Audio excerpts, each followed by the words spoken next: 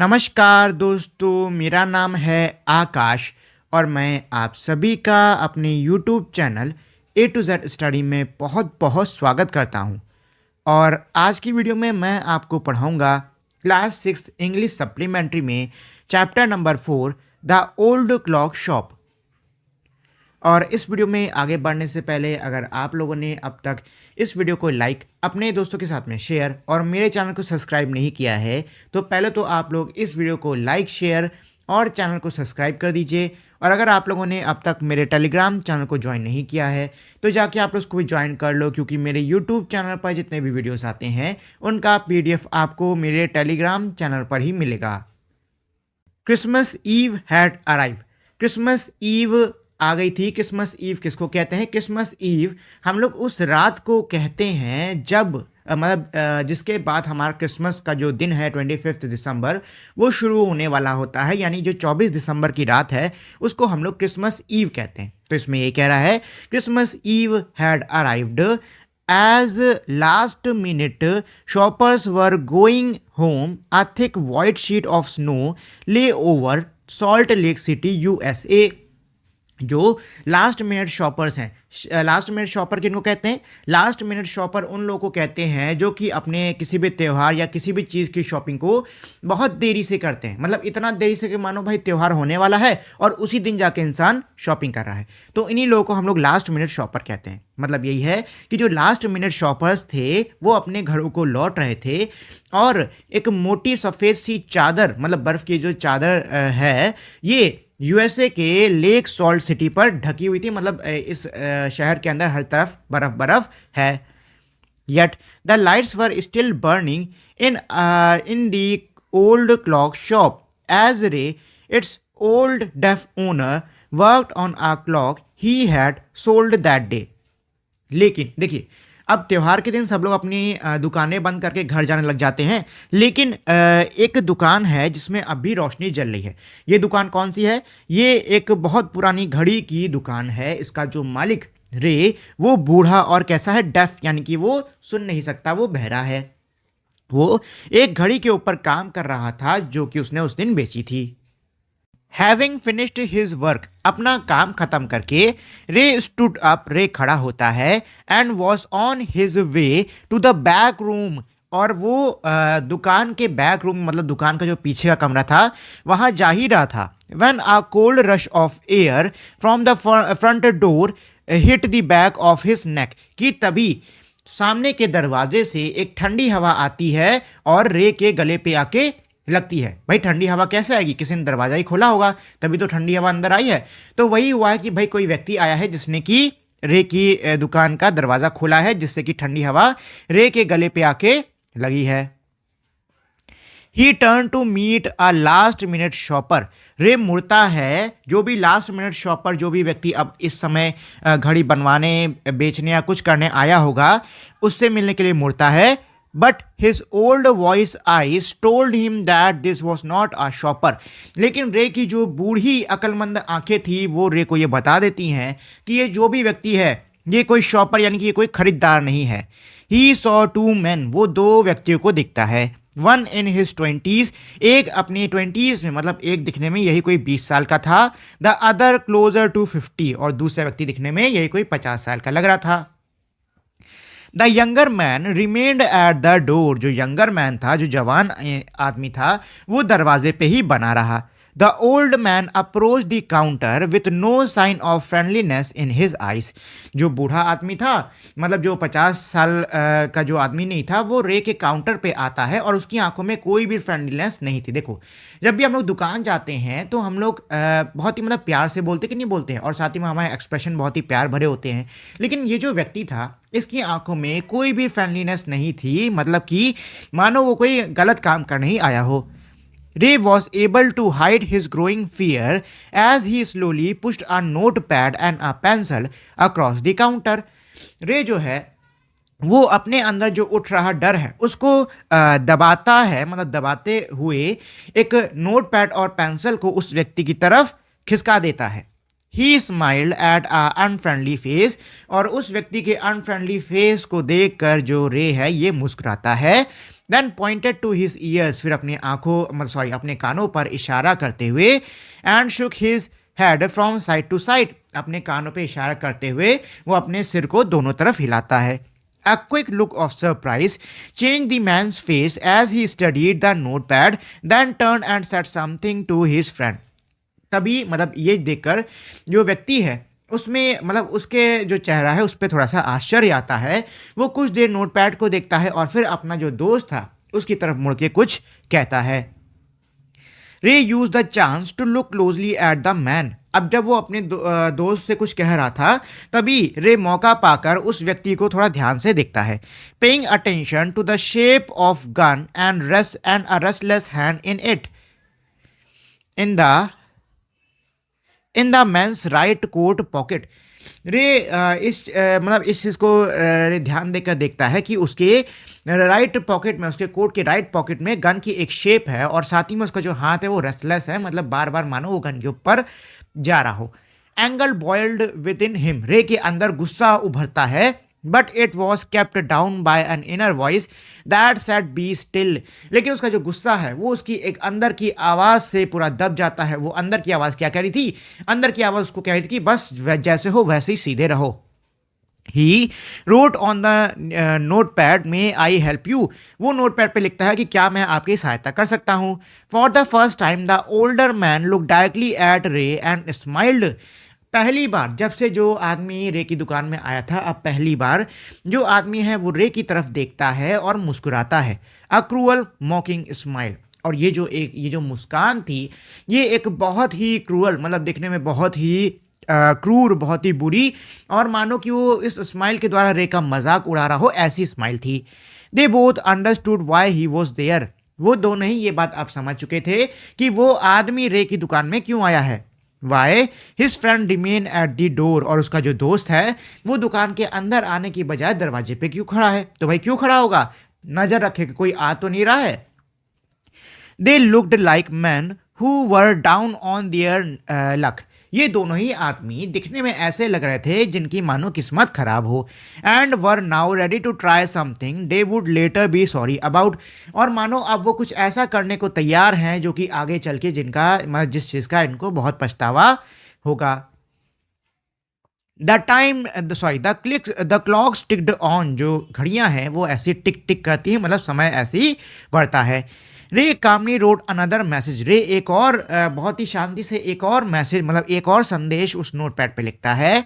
Have you come to pick up a clock or watch. क्या तुम यहाँ पर कोई घड़ी लेने आए हो.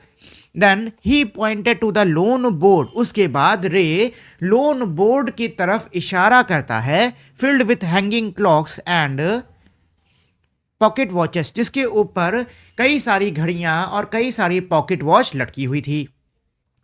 ही वॉज नॉट पॉन ब्रोकर. जो रे था वो कोई पॉन ब्रोकर नहीं था. पॉन ब्रोकर किस व्यक्ति को कहते हैं? पॉन ब्रोकर उस व्यक्ति को कहते हैं जो कि सामान के बदले किसी को उधार पे पैसा देता है. But at the same time couldn't से no to the needy people who plays there old watches और clock before him for anything they could get. लेकिन वैसे तो जो रे है वो कोई पॉन ब्रोकर नहीं है, लेकिन जो ज़रूरतमंद लोग आते हैं मतलब जो ज़रूरतमंद लोग रे के सामने आते हैं उसको अपनी क्लॉक देते हैं जो उनको मिल सके, उसके लिए उनको वो ना भी नहीं कह पाता था.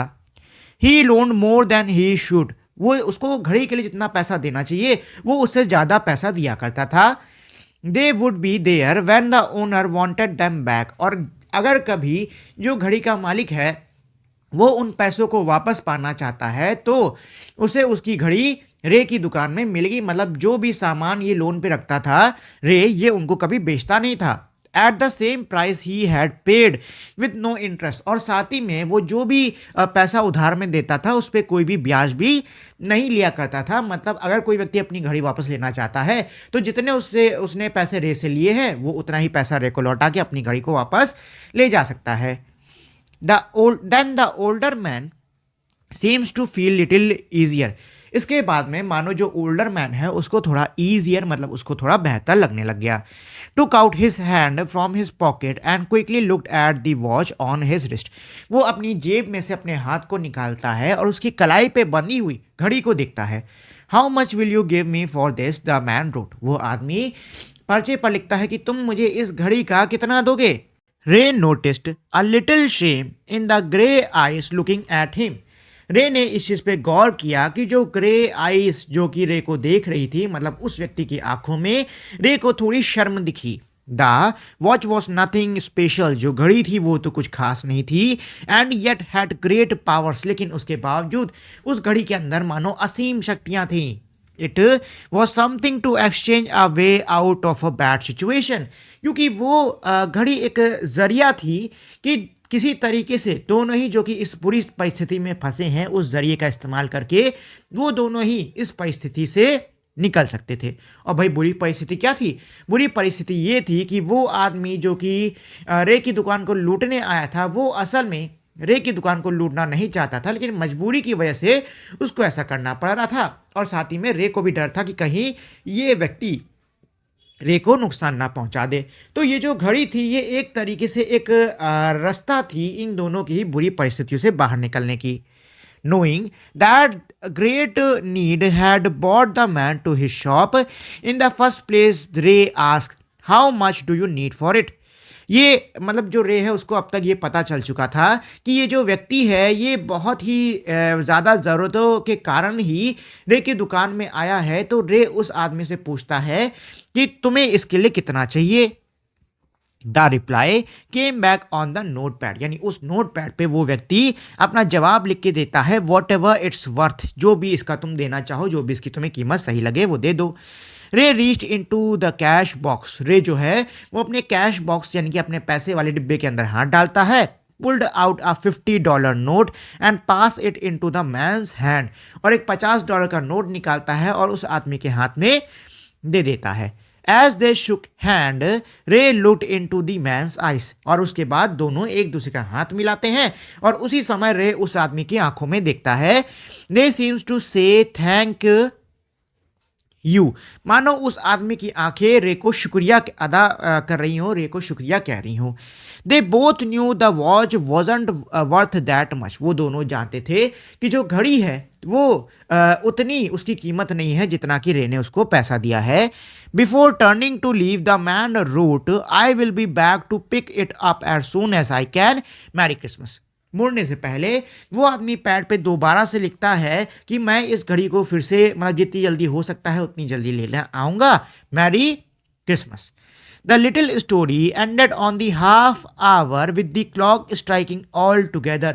ये जो पूरी कहानी थी ये जब खत्म होती है तभी हाफ आवर यानी कि रात के 12 बज जाते हैं, मतलब कि क्रिसमस का दिन आ जाता है।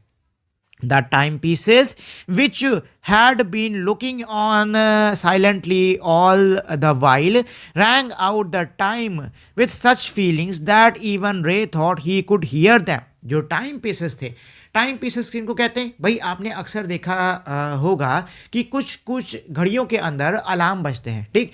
वहीं कुछ कुछ ऐसी भी घड़ियां होती हैं जिनमें जब भी 12 या कुछ बजते हैं तो उनके अंदर से कोई नन्हा सा खिलौना आता है, उसमें से कोई सीटी टाइप की बजती है। इन्हीं को हम टाइम पीसेस कहते हैं, ठीक है। अब इसमें ये कह रहे हैं कि ये जो टाइम पीसेस जो कि शांति से ये पूरी घटना को देख रहे थे वो अब बजने लग जाते हैं, मतलब वो सब अब एक साथ आवाज निकालने लग जाते हैं। Their sweet musical message was filled with hope, और उनकी जो प्यारी सी जो स्वर धुन भरी मतलब जो गाने भरी जो कि संदेश था वो मानो होप यानी कि उम्मीद से भरा हो। The timeless message of peace on earth, और वो संदेश क्या था? वो संदेश हमारा था पीस ऑन अर्थ यानी कि पृथ्वी पे शांति, and good will toward all, और सबका भला। Was felt by the 3 men who stood in the old clock shop, और ये जो संदेश था वो उस दुकान के अंदर मौजूद तीनों लोगों द्वारा मानो महसूस किया गया हो। तो ये हो गई इस पूरे चैप्टर की मीनिंग। अब चलिए मैं आपको इसकी छोटी सी समरी देता हूं, उसके बाद में हम लोग इसके क्वेश्चन आंसर्स को देख लेंगे। तो देखिए ये जो कहानी है ये हमारी क्रिसमस ईव पर घटी है, मतलब ये जो कहानी है क्रिसमस ईव के ऊपर हुई है। क्रिसमस ईव हम उस समय को कहते हैं जब हमारा क्रिसमस का दिन लगने वाला होता है, तो उससे जो पहले वाला दिन होता है, जैसे कि जो हमारा 24 दिसंबर है वो हमारा मतलब उसकी जो रात है वो क्रिसमस ईव कहलाएगी। तो जो लेट मिनट शॉपर्स हैं वो सभी अपनी शॉपिंग करके घर जा रहे हैं। जो लोग जिनकी दुकानें वुकानें हैं वो लोग अपना सब दुकान वुकान बंद करके सब अपने घर को जा रहे हैं। लेकिन एक दुकान है जिसमें अभी रोशनी जली हुई है। ये दुकान किसकी है? ये दुकान है रे की। रे कौन है? रे एक बूढ़ा, एक बहरा व्यक्ति है और वो अपनी एक घड़ी के ऊपर काम कर रहा है जो कि उसने उसी दिन बेची हुई है। अब वो अपना काम खत्म करके अपने दुकान के पीछे के कमरे में जा ही रहा था कि तभी एकदम से उसकी दुकान में कोई आता है, कोई उसकी दुकान का फ्रंट दरवाजा खोलता है, जिससे कि ठंडी ठंडी हवा रे के गर्दन पे आके लगती है। रे मुड़ के देखता है कि भाई आखिर ये खरीदार है कौन जो कि इस समय आया है। जब रे देखता है तो वो पाता है कि भाई दुकान में दो लोग आए हैं, जिनमें से एक व्यक्ति की उम्र 20 साल और दूसरे की उम्र 50 साल लग रही थी। लेकिन जो रे है वो एक और चीज़ पे गौर करता है, एक और चीज़ को देखता है कि जो 50 साल का व्यक्ति है उसकी आंखों में कोई भी फ्रेंडलीनेस नहीं है। मतलब हो सकता है वो किसी गलत मोटिव से रे की दुकान पर आया है। साथ ही में जो 20 साल का आदमी था वो दरवाजे पर ही खड़ा रहता है, मानो वो दरवाजे पे नज़र रखने के लिए खड़ा हो कि कोई व्यक्ति आ जा तो नहीं रहा है। जो आदमी है वो रे की काउंटर पे आता है। अब रे जो है उसके मन में थोड़ा सा डर उठने लग गया था। वो अपने डर को दबाते हुए उस आदमी की तरफ एक नोट पैड को खिसकाता है और अपने कानों पे इशारा करते हुए अपना सिर हिलाता है, मानो रे उससे कह रहा हो कि मैं सुन नहीं सकता हूं। ये देखकर और नोट पैड को देखकर जो आदमी है वो बड़ा आश्चर्य होता है और उसके पीछे खड़े जो व्यक्ति है उससे कुछ कहने लग जाता है।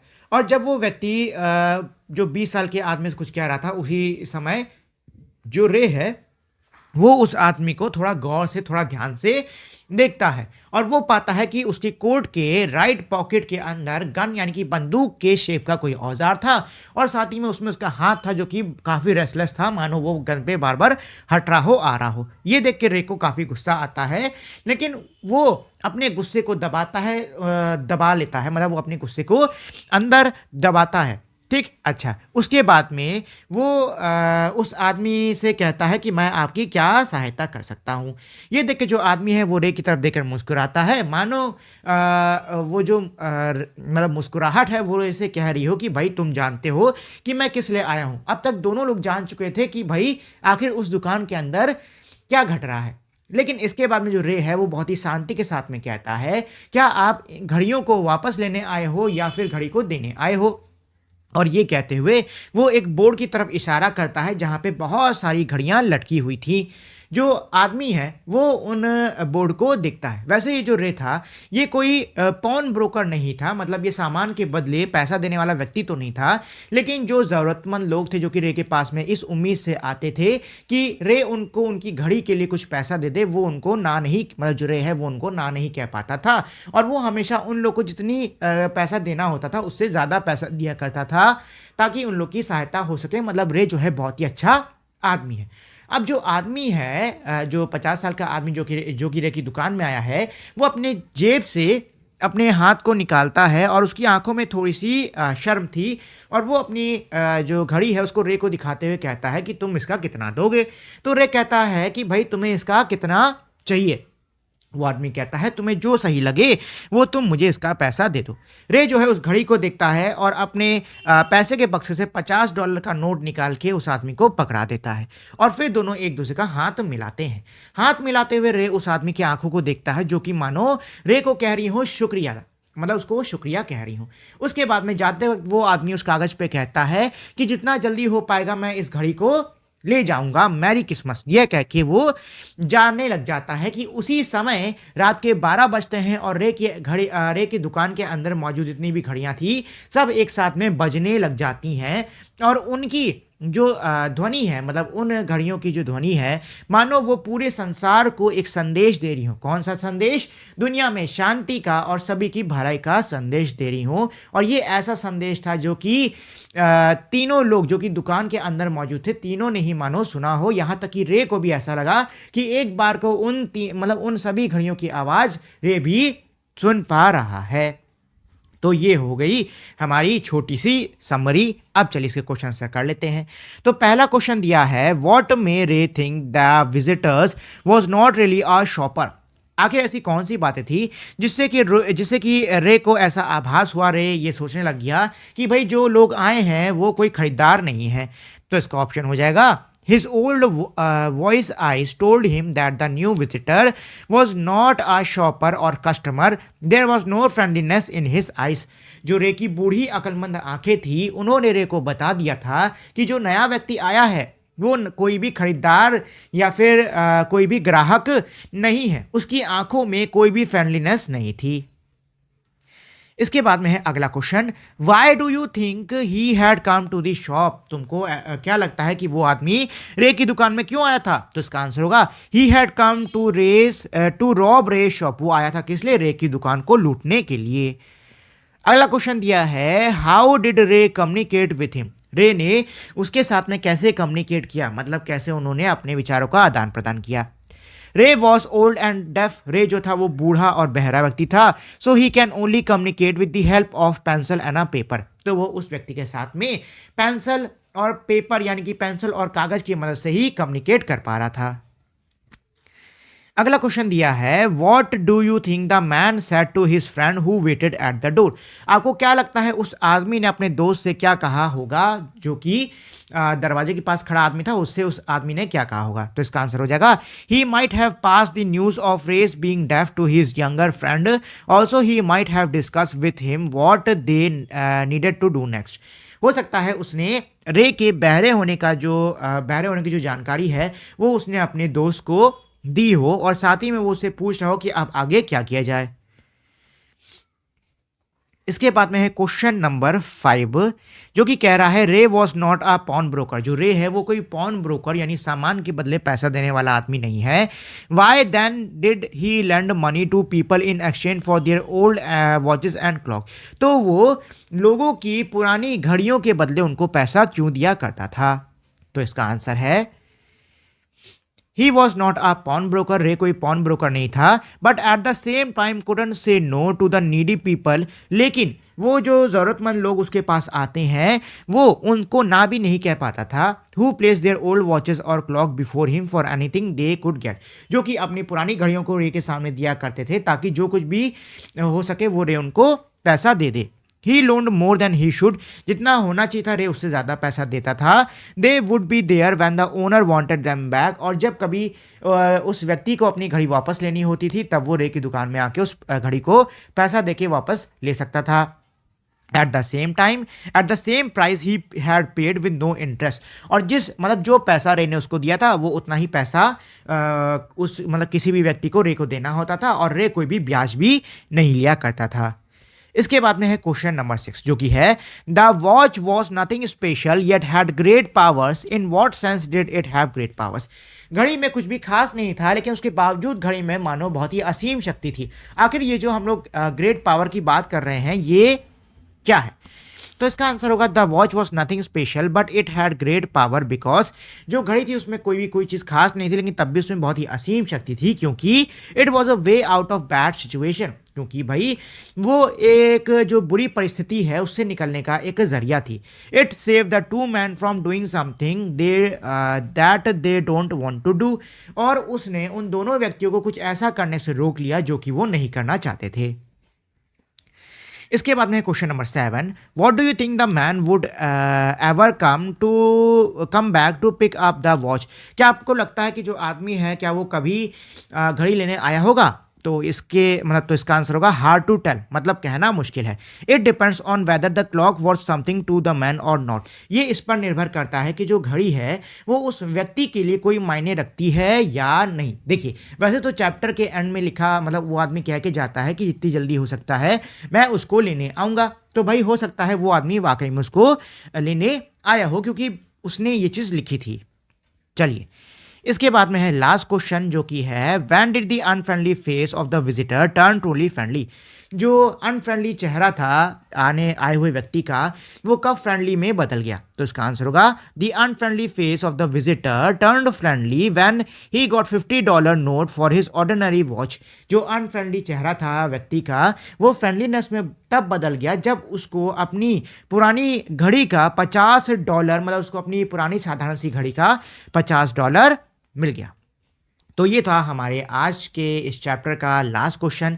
इसी के साथ में हमारी जो आज की वीडियो है यहीं पे ख़त्म। अगर आपके मन में इस वीडियो के किसी भी पार्ट को लेकर कोई भी क्वेश्चन है तो आप मुझे नीचे कमेंट करके पूछ सकते हो, मैं आपको उसका जवाब ज़रूर दूंगा। और साथ ही में अगर आप लोगों ने अब तक इस वीडियो को लाइक, शेयर और चैनल को सब्सक्राइब नहीं किया है तो दोस्तों प्लीज़ आप लोग इस वीडियो को लाइक, शेयर और चैनल को सब्सक्राइब कर दीजिए, ताकि मैं आपके लिए ऐसा ही अच्छा कंटेंट और आगे बना सकूँ। तो अब हम लोग मिलेंगे हमारी अगली वीडियो में, तब तक के लिए नमस्कार।